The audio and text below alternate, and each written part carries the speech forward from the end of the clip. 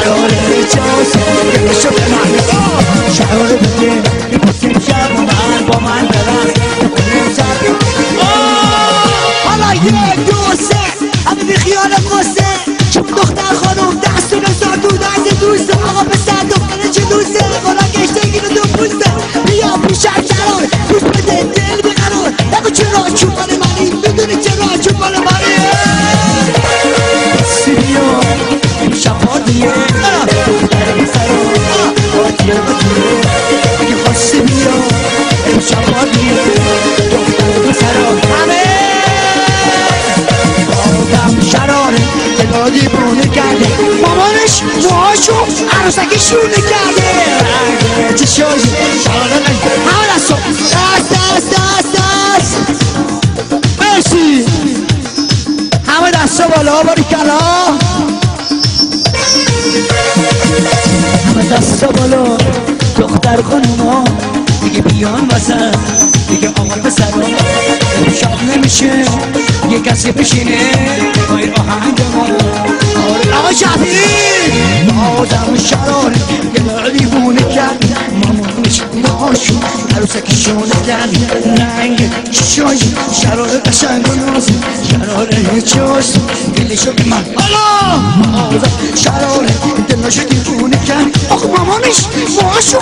عروسکی شونه کرده رنگ چشایی شراره قشنگ و نازی شراره چاست دلشو به من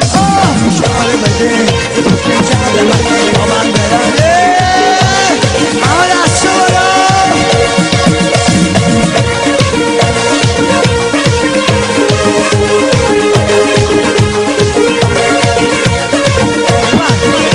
مانده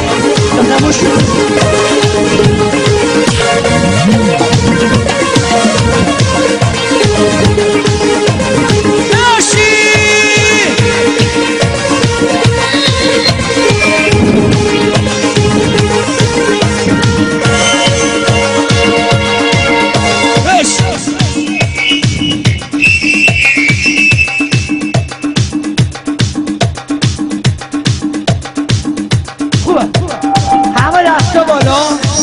های شفیعی